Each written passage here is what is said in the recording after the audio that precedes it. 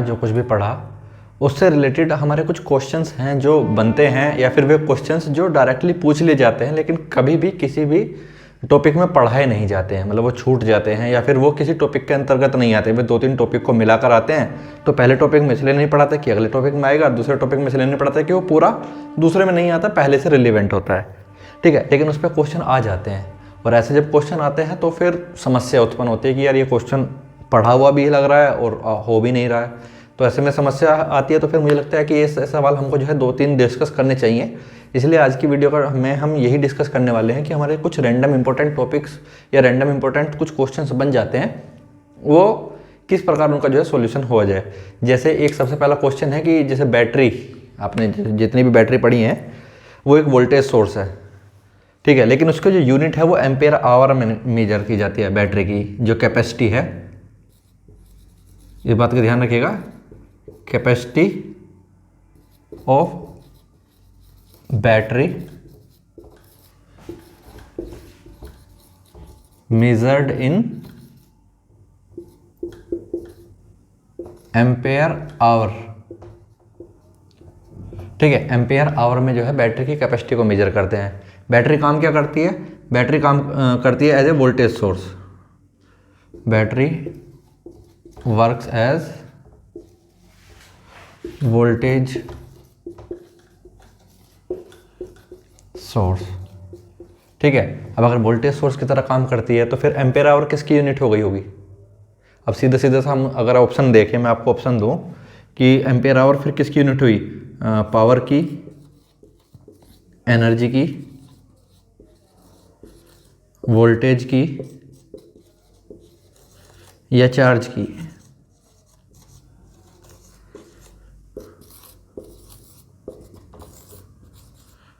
ठीक है। ऐसे में सबसे पहले दिमाग में ये आता है कि बैटरी जो है चार्ज, वो क्या कहते हैं, वोल्टेज सोर्स की तरह काम करती है, और जो है ये इसकी जो स्टोर करती है वो एम्पेयर आवर में मेजर की जाती है। तो जाहिर सी बात है या तो ये इसकी पावर होगी या फिर इसकी एनर्जी होगी। और मैक्सिमम जो बच्चे हैं वो यही गलती करते हैं कि या तो वो एनर्जी पे टिक करके आएंगे या फिर पावर पे टिक करके आएंगे, लेकिन इसका एक्चुअल आंसर है चार्ज।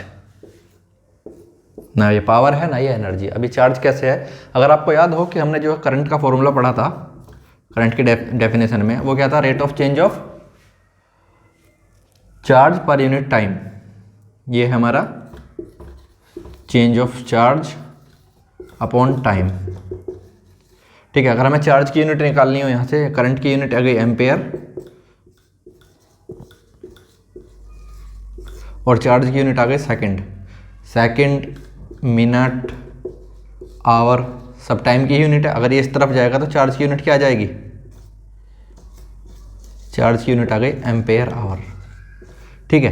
तो यहाँ से हमें एक चीज़ समझ में आती है कि अब हमारे जो है जो बैटरी है वो उसकी जो कैपेसिटी है वो चार्ज के रूप में अपनी एनर्जी स्टोर कर रही है, ठीक है। बैटरी चार्ज के रूप में अपनी एनर्जी स्टोर कर रही है। तो ये इसको हम जो एम्पेयर आवर है वो यूनिट एनर्जी की नहीं है, वो यूनिट चार्ज की है, जो हमें बताता है कि किसी बैटरी में कितना चार्ज जो है इकट्ठा हो सकता है, ठीक है। अगर मैं कहूँ मेरे पास 110 एम्पेयर आवर की एक बैटरी है, 110 एम्पेयर आवर की एक बैटरी है, तो इसका मतलब है कि अगर मैं इससे 110 एम्पेयर की करंट लेता हूं तो ये बैटरी कितने टाइम तक मुझे सप्लाई दे सकती है? 1 आवर तक। उसके बाद ये क्या होगा? ये डाउन हो जाएगी, फिर हमको बैटरी दोबारा से रिचार्ज करनी पड़ेगी, ठीक है। तो 110 एम्पेयर आवर का मतलब है कि 110 एम्पेयर की करंट ये 1 घंटे तक दे सकती है। इसका मतलब ये नहीं है कि ये हमेशा 110 एम्पेयर की ही करंट देगी। इसका मतलब यह है कि अगर 1 घंटे तक आप इससे चला रहे हो तो आप ये जो है 110 एम्पेयर तक की करंट देगी, और फिर जो है 1 घंटे बाद डिस्चार्ज हो जाएगी। वहीं पे अगर आप इससे 55 एम्पेयर की करंट लेंगे तो फिर ये 2 घंटे चलेगी, ठीक है। 27.5 एम्पेयर की करंट लेंगे तो ये 4 घंटे चलेगी। ऐसे ही जितनी कम करंट लेंगे उतनी ही वो ज़्यादा चलेगी, ठीक। वैसे जैसे हमारी मोबाइल की बैटरी होती है वो 5000 mAh की होती है। 5000 mAh मतलब 5000 मिली एम्पेयर आवर, मतलब 5 AH की बैटरी होती है मोबाइल की बैटरी, ठीक है। नॉर्मली ऑन एन एवरेज अगर 6000 mAh की है, 7000 mAh की है, 4500 की है, उससे आप उसको रिलेवेंट कर सकते हैं, अंदाज़ा लगा सकते हैं कि किस के बारे में बात की जा रही है। कि अगर आपकी बैटरी जो है 4000 mAh की है या 5000 mAh की है, ठीक है। मैंने कहा मेरी बैटरी जो है 5000 mAh, ठीक है, मिली एम्पेयर आवर। देखना कभी भी ध्यान देके तो उसमें जो एम होगा वो स्मॉल बना हुआ है, स्मॉल एम मतलब मिली, कैपिटल एम मतलब मेगा। यहाँ पे मिली का मतलब होता है 10⁻³ और कैपिटल एम का मतलब होता है 10⁻⁶। ठीक है, इसमें कंफ्यूज नहीं होना है, बिल्कुल भी नहीं होना है, और गलती से भी गलत नहीं लिखना है। स्मॉल एम है तो स्मॉल एम, कैपिटल एम है तो कैपिटल एम। बहुत बार गलती होती है कि सिर्फ हम यूनिट ठीक से नहीं देखते और फिर क्वेश्चन गलत कराते हैं, आता आया। ठीक है, और जब लास्ट में 1 या 2 नंबर से या फिर आधे नंबर से रह जाते हैं तो फिर बहुत ज़्यादा दुख होता है कि यार ये थोड़ी बहुत मिस्टेक कर दिया, अगर ये नहीं करते तो फिर बात कुछ और होती। आज जो है जेई बने हुए होते या ए बने हुए होते, सर पे एक सफ़ेद हेलमेट होता। ठीक है, ये सारी गलतियां नहीं करनी है। तो अगर मैं कह रहा हूँ कि मेरा मोबाइल जो है 10 घंटे तक मुझे सप्लाई दे रहा है, अगर मैं लगातार उसको यूज़ कर रहा हूँ तो ये 10 घंटे तक चल रहा है, इसका मतलब क्या है कि मेरा जो मोबाइल है रनिंग टाइम में कितनी करंट ले रहा होगा। बेसिक सा सवाल है कि अगर मेरे जो है मोबाइल 10 घंटे तक चलता है और उसकी 5000 mAh की बैटरी है, तो सिंपल सी बात है, करंट इंटू टाइम बराबर इसकी कैपेसिटी कितनी है, ये 5000 mAh, m मतलब 10⁻³ ठीक है। इसको अगर सोल्व करोगे तो ये कितना आ जाएगा 5Ah। ये टाइम कितना है हमारे पास 10 घंटे, 5 एम्पेयर आवर अपॉन 10 आवर से आवर गया 5 से 1, तो ये होगा आधा एम्पेयर के करंट हमारा मोबाइल, मतलब मेरा मोबाइल उस टाइम पे ले रहा होगा। अगर मैं लगातार मोबाइल को चलाता हूँ तो मेरा 5000 mAh की बैटरी वाला मोबाइल 10 घंटे तक चार्ज काम करता है, उसके बाद वो उसकी बैटरी डेड हो जाती है। तो इसका मतलब हुआ कि मेरा मोबाइल जो है रनिंग टाइम में आधे एम्पेयर की करंट ले रहा है। ठीक है, कभी कभी क्या होता है कि हम ज़्यादा एप्लीकेशन ऑन कर देते हैं तो उससे क्या होगा कि बैटरी फास्ट ड्रेन होने लगती है। फास्ट ड्रेन होने का मतलब क्या है कि उस टाइम पे वो हमारे सिस्टम के ज़्यादा फंक्शन काम कर रहे हैं तो वो ज़्यादा करंट ले रहा है, जब कम करंट ले रहा होगा तो वो स्लो डाउन होगा। ठीक है, स्टैंड बाई में चल जाता है 2-2 3-3 दिन, अगर आप उसको लॉक ही नहीं खोले बस चार्ज करके छोड़ दे तो हो सकता है 1 हफ्ते तक आपका मोबाइल डाउन ही ना हो, तब वो स्टैंड बाई में क्या होगा, बहुत कम करंट लेगा। ठीक है, तो यहाँ से हमें 2 चीज़ें समझ में आती है, एक तो बैटरी की कैपेसिटी, ठीक है, उसके अंदर जो स्टोर होता है एम्पेयर आवर चार्ज की यूनिट है, ना कि एनर्जी की। ठीक है, अब बात करते हैं बैटरी को कनेक्ट करने की। 2 चीज़ें, एक तो वोल्टेज, दूसरी करंट, और तीसरा पावर।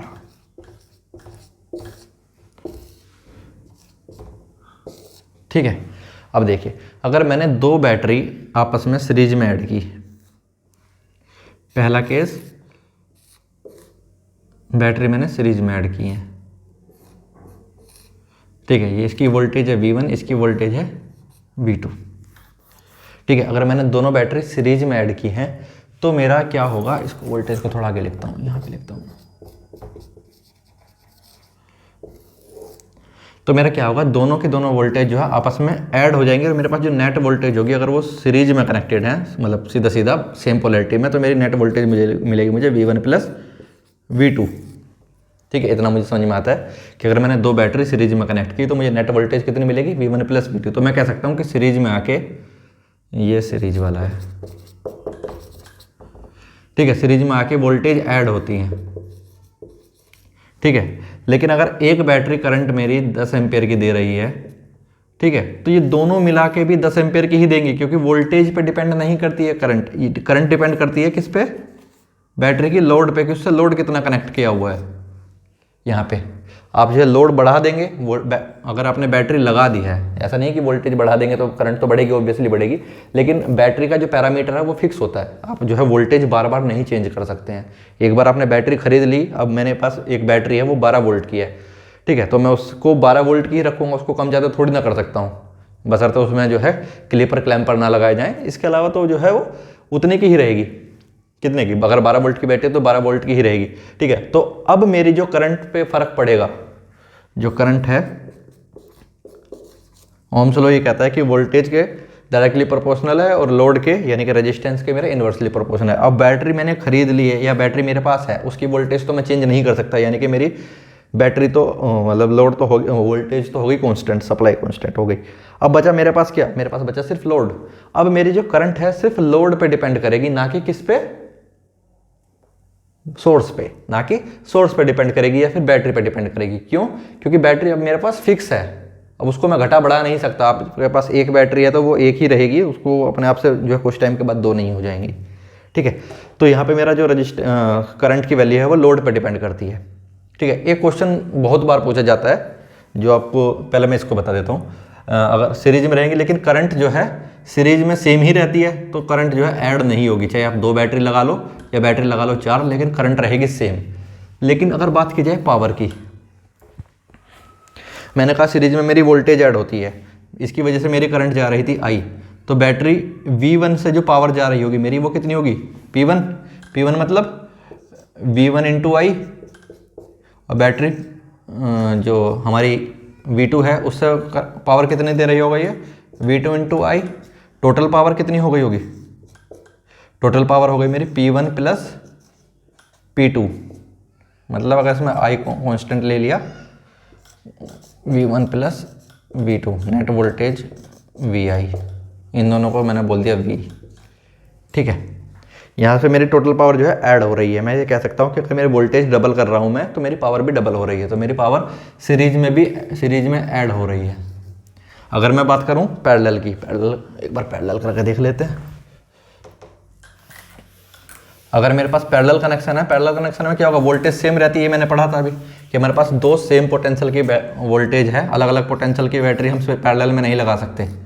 ये चीज़ हमें पता है कि अगर मेरे पास इसकी वोल्टेज V है, इसकी भी वोल्टेज V है, या तो इसकी वोल्टेज V1 होगी तो इसकी भी V1 ही रखनी पड़ेगी। अलग अलग पोलैरिटी की वोल्टेज आप अलग अलग उसके क्या बोलते हैं वोल्टेज की बैटरी आप कभी भी पैरेलल में नहीं लगा सकते। इस चीज़ का आपको पता होना चाहिए।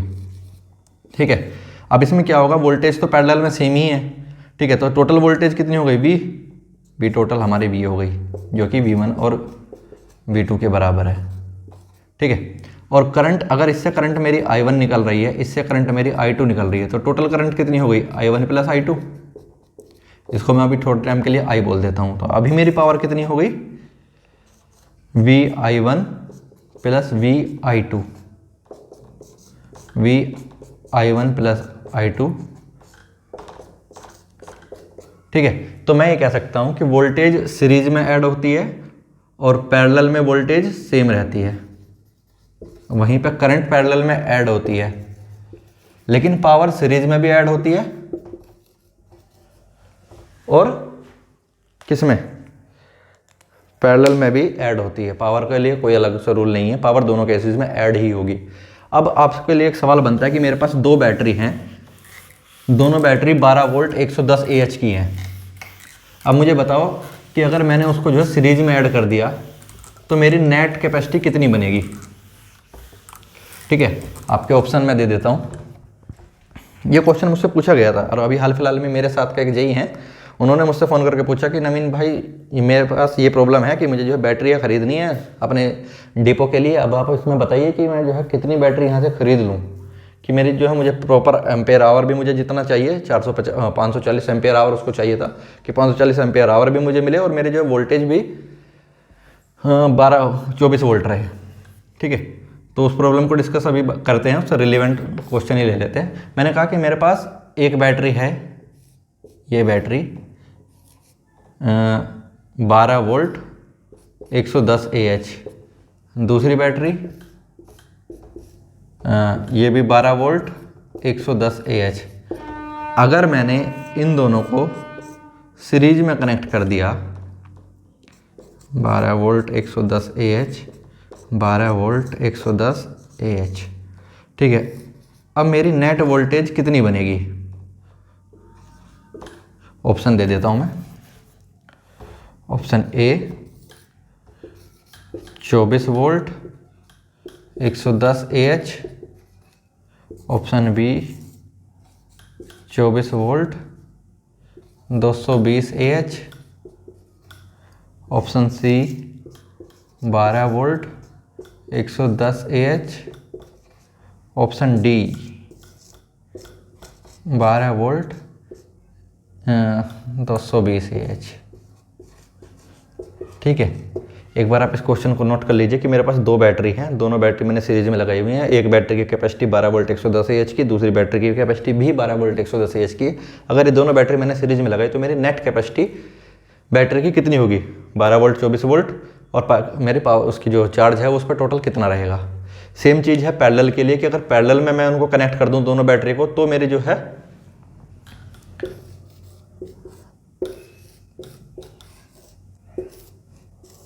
ठीक है, अगर ये 12 वोल्ट 110 AH, 12 वोल्ट 110 AH, ठीक है। अब मेरी जो है नेट आउटपुट मेरा जो है कितने मिलने वाला है, ठीक।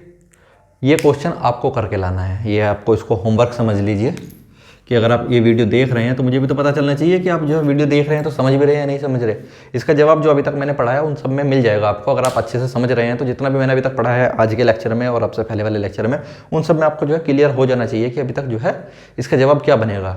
आप एक बार देखिए और मुझे बताइए कि इसका क्या जवाब बन रहा है। अगर मैं देखता हूँ कि कितने बच्चे सही जवाब देते हैं, फिर अगली वीडियो में मैं जो है इसका सही जवाब भी दे दूँगा, कल ही डाल देंगे, ज़्यादा टाइम नहीं लेंगे, ठीक है। हालांकि मैं इसको बताने वाला था लेकिन मुझे लगा कि एक बार जांच कर लेनी चाहिए, हालांकि ज़्यादा टाइम थोड़ी ना लेंगे, हम कल ही बता देंगे इसको, ठीक है।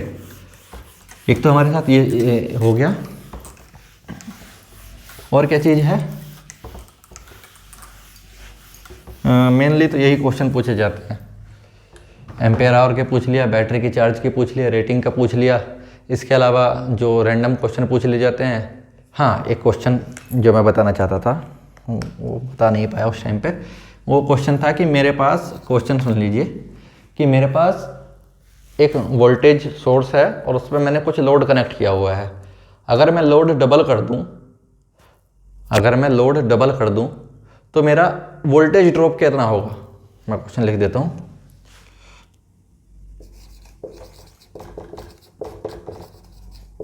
Resistance R is connected across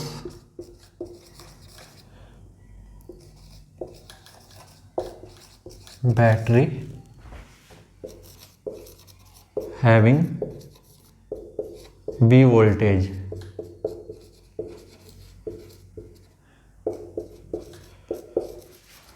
If the load resistance doubles,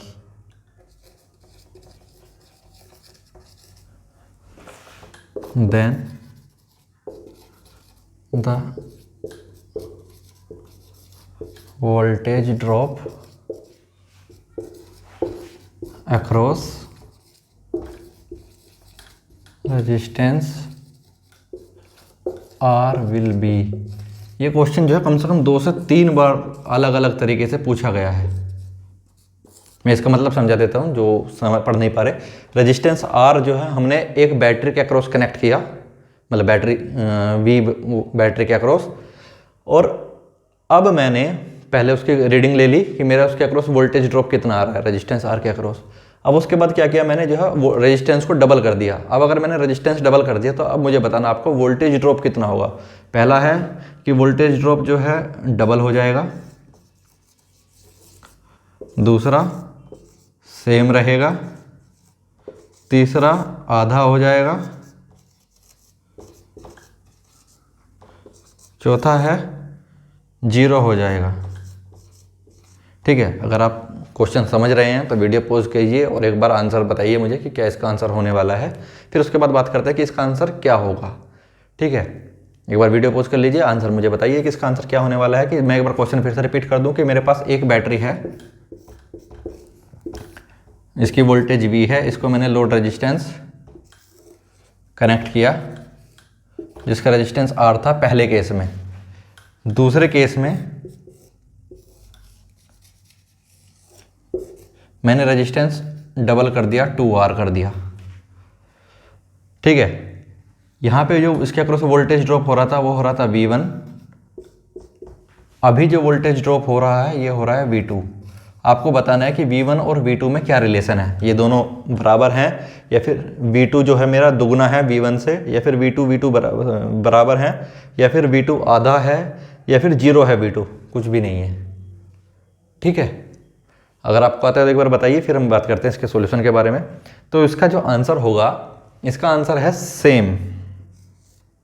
voltage drop हमारा सेम रहेगा। सेम क्यों रहेगा? क्योंकि अगर इससे निकलने वाली करंट की बात की जाए तो यहाँ से करंट कितनी निकलेगी, करंट निकलेगी V/R, ठीक है। और वही वोल्टेज ड्रॉप बनाएगी भी, वहाँ पर वोल्टेज ड्रॉप कितना बनेगा, IR, ठीक है। यहीं पे अगर इसकी बात की जाए तो यहाँ पे करंट कितनी निकलेगी, यहाँ पे करंट निकलेगी V/2R, और वोल्टेज ड्रॉप जो V2 बनेगा वो कितना बनेगा, I into total resistance 2R। I की वैल्यू कितनी है, V/2R इंटू 2R। यहाँ पे भी V2 V के बराबर आ गया, और यहाँ पे अगर आप I की वैल्यू रखेंगे V/R इंटू R, यहाँ पे मेरा V1 भी V के बराबर आ गया। अब बैटरी तो मैंने दोनों बार सेम ही लगाई है, बैटरी थोड़ी ना चेंज की है। जब बैटरी दोनों केस में सेम है तो मैं सीधा सीधा कह सकता हूँ कि यहाँ पे करंट जो है आधी जाएगी, I/2, ठीक है। तो दोनों केस में मेरा जो वोल्टेज ड्रॉप है वो सेम ही रहेगा। बहुत बार गलती होती है इस पर, अनगिनत बार, और सिर्फ इसीलिए होती है क्योंकि हमें लगता है कि ये क्वेश्चन तो बहुत आसान है और इस पर सीधा सीधा नंबर कटता है, फिर आपको नेगेटिव मार्क देके जाता है, और फिर क्या ही फायदा हो सकता है, ठीक है। तो क्वेश्चन कभी भी हल्के में ना लें, उस चीज़ को ध्यान से पढ़ें और सोचें, एक बार देखें कि क्या चीज़ पूछी गई है, ठीक है। फिर इसके अलावा और कुछ क्वेश्चंस अगर आपके दिमाग में आते हैं या फिर आप सोल्व करते हैं, और हाँ कम से कम यार इस टॉपिक से रिलेटेड 60-70 क्वेश्चन आप लोगों को कर लेने चाहिए। हालांकि मैं जो है हर वीडियो के बाद जो है लगभग 10 क्वेश्चन आप लोगों को करने के लिए देता हूँ, और जब ये हमारा चैप्टर पूरा हो जाएगा, चैप्टर नहीं सब्जेक्ट, जब सब्जेक्ट पूरा हो जाएगा हम कम से कम 200 क्वेश्चन मैं आपको अलग से पोस्ट करूँगा, 200 क्वेश्चन, फिर उन पे डिस्कस किया जाएगा कि इस पर क्या क्या जवाब आता है। हालांकि ज़्यादा लोग इसको देख नहीं रहे, मुश्किल से 10-12 लोग ही हैं जो प्रॉपर देखते हैं, लेकिन मेरा इंटेंशन 10-12 क्या, मेरे तो अगर एक बच्चा भी अगर पढ़ रहा है तो अभी मेरा इंटेंशन यही है कि बस मैं पढ़ाऊँगा ही, ठीक है। तो ये क्वेश्चन अगर आपको समझ में आता है तो अच्छी बात है, और क्वेश्चन कम से कम 20-25 डेली लगाते रहिए इससे रिलेटेड, और चीज़ों को पढ़ते रहिए। अगर आपको कोई भी डाउट है तो जो हमारा टेलीग्राम ग्रुप है, आप जो है वहाँ पे क्वेश्चन अपना पोस्ट कर सकते हैं। ये टॉपिक से रिलेटेड स्टार्टिंग में डालेंगे तो ज़्यादा बेहतर है। फिर भी इसके अलावा भी अगर कोई इलेक्ट्रिकल से रिलेटेड आपका डाउट है तो आप मुझे बताइए, मैं जब भी मुझे टाइम मिलेगा मैं जो है उस क्वेश्चन का सोल्यूशन प्रोवाइड करने की पूरी कोशिश करूँगा। और अगर आप वहाँ पे जुड़े हैं और किसी बच्चे ने क्वेश्चन किया है, आपको वो क्वेश्चन आता है, तो आप भी उसका सोल्यूशन प्रोवाइड कर सकते हैं। इससे आपका भी रिविजन हो जाएगा और उस एक किसी की हेल्प हो जाएगी, ठीक है। बाकी अगले वीडियो में हम जो है डिस्कस करेंगे KVL के बारे में, स्टार्ट करने वाले हैं KVL KCL से स्टार्ट करेंगे अब अगली वीडियो में, ठीक है। मिलते हैं अगली वीडियो में।